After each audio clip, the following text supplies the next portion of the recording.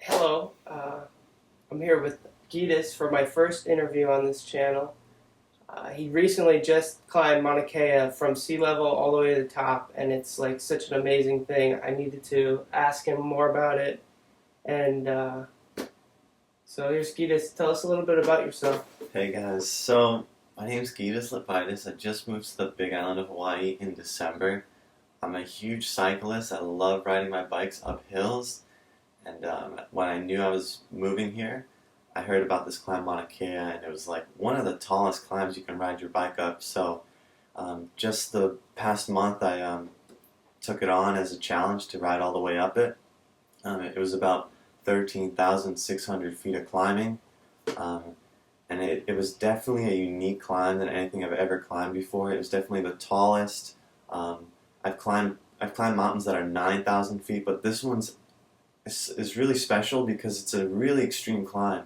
I mean, there's only one water stop where you can get water. There's absolutely no food. It's so isolated.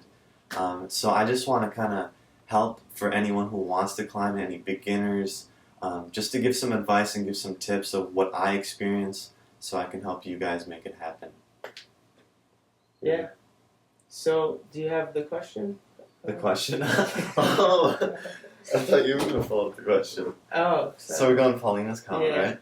Yeah, we got a question on one of his videos that we're going to answer about how, like, if somebody wanted to do this that was at, like, a beginner level, like, what do they need to do? Like, how, yeah, want me to read it to you?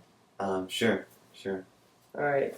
What's up, Paulina? So this question is actually, it's from my girlfriend, Paulina, and she writes, so incredible, yes. So here's an idea for a video. What would you recommend for someone who wants to attempt the same ascent on the bike? How to train and prepare, execute the plan? What levels of fitness would one have to make it to the top? What would you do differently next time? I want to do it, and you've probably inspired other cyclists to try it too. And I'd also like to add, like what kind of gear, like what do you need? What kind of bike setup? Yeah. What kind of gearing? So I'll give you this. So all right, cool. Forget any of it. All right. So the first part of the question is how to train and prepare and execute a plan. So I didn't really do any specific training to Mauna Kea. I never went out on my rides and been like, this training is specifically for Mauna Kea and its elevation and its gradients. I just keep up my fitness all year round. I personally ride about 200 miles a week. My main focus is hills, so I climb for every ride I go on. I aim for at least 2,000 feet of elevation. So I didn't have any specific training for Mauna Kea, but just knowing by my fitness level, by my experience climbing mountains, that I knew I wouldn't have troubles getting up there. I mean, at the end of the day, what I experienced on this climb is it's not necessarily your physical ability, but it's your mental strength.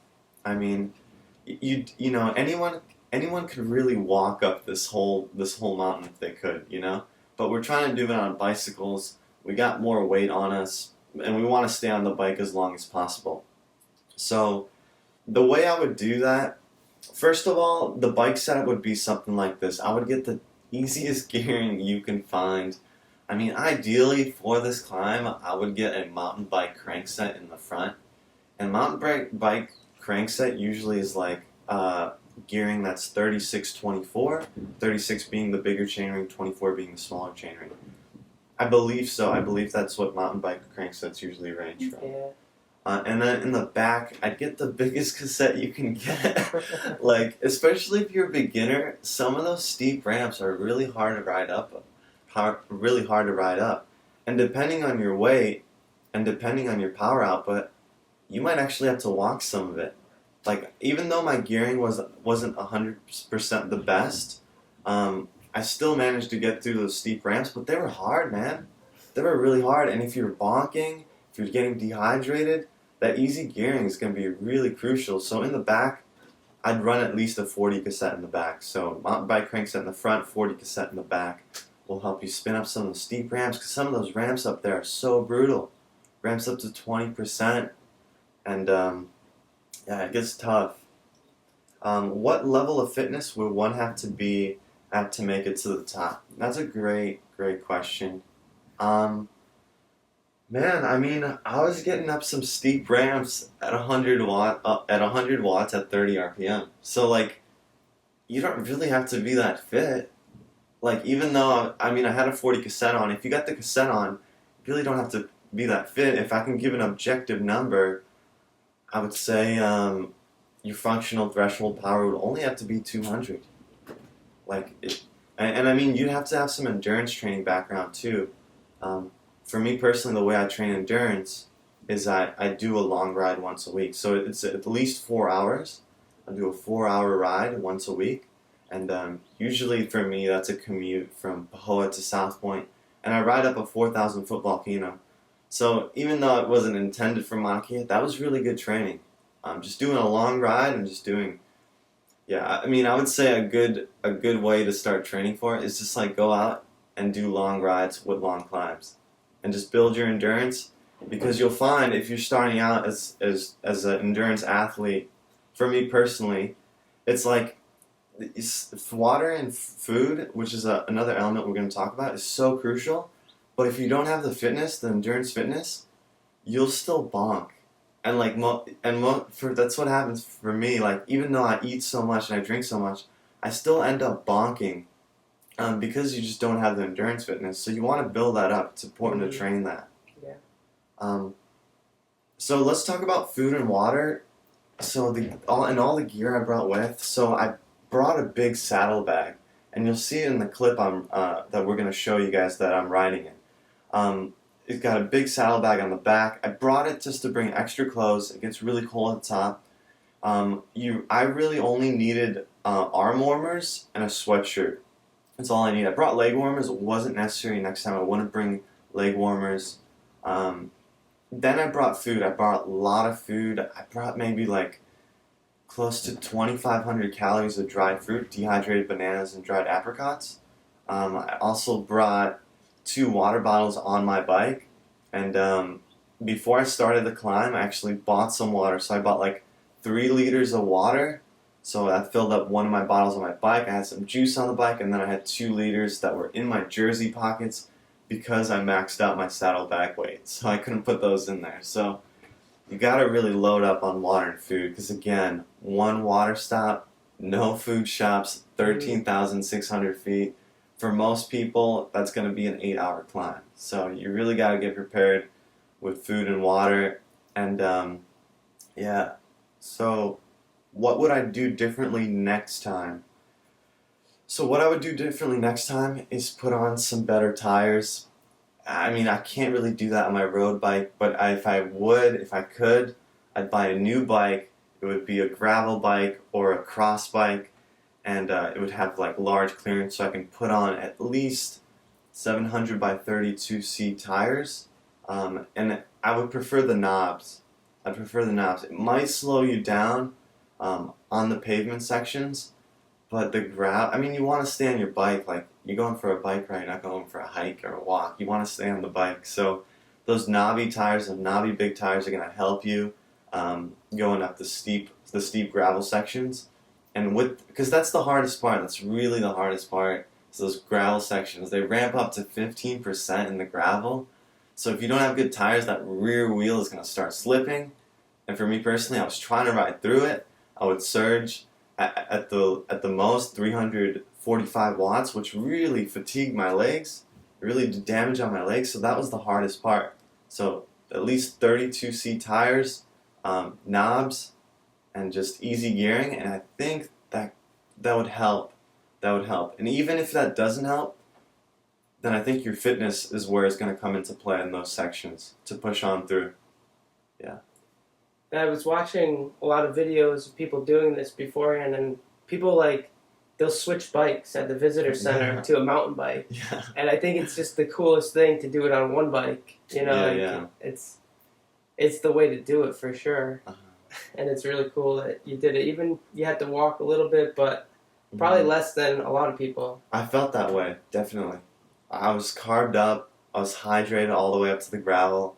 I was feeling really strong, really pumped up. Like, I would fall off my bike like 6 times, but I would be able to get back on. But over time, with the altitude, and the altitude causing me loss of appetite, like, I was eating Cliff Bars, and, like, my saliva would not break it down. Like, I would have peanut butter all over my lips. Like, it wouldn't digest. And, yeah. Yeah, there's a point where Cliff Bars just don't work anymore. They're not good.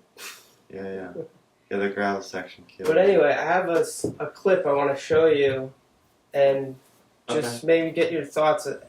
I made a video because we were up at the top with Gytis when he made the final ascent. And I had this long clip that I just couldn't use because it's like 2 minutes long. But I'm going to show it in here and have him talk about it. Pumped about this. So I'm just going to tell you what I'm feeling at this moment. Where are we now? Like, you're going to play this clip right This here? is right when we first saw you, yeah. This is the last ramp. Right in front of me, I'm looking at the towers, right? Yeah, the telescope. So right now, I'm busting out my G7X. One of my main focuses for this ride is to get a good vlog out of it. So I'm just like, the views are so fucking epic right now. Like, I gotta get good footage of it. And I'm trying to stay on my bike. Like, even though the excitement's like kicking up and I'm getting excited that I'm almost to the top, my legs are still so cooked. Like, I thought about sprinting or giving some gas, but like, my heart rate just dropped. My body was shutting down. I was like, just all over the road, like, trying to stay on. I was pushing right now at about like 150 watts at 40 RPM. Pretty hyped though. Pretty hyped that I was just like, Paulina and Mike are in front of me. It's over. I know the end is here. And now I'm gonna ask them. No, I look pretty cooked right there. Like, and that's not even. Yeah, that's bad. Yeah, it's just amazing you had your camera out. I was so crushed. That's good footage, bro. Yeah, I really love that clip, and it's like just really long. I guess we could watch some more. Oh, these are amazing. Yeah. And then Paulina was awesome enough to film me for my vlog. It was super helpful. The view is unreal up there. You're like above the clouds. And you got these like volcanic hills with red sand, red rocks. Feels like you're on Mars.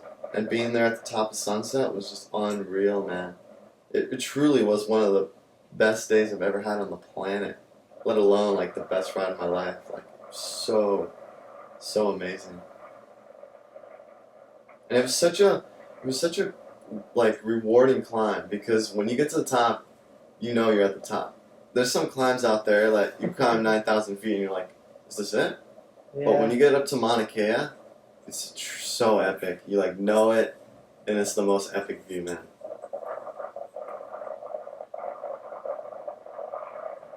And I was pretty delirious at the moment.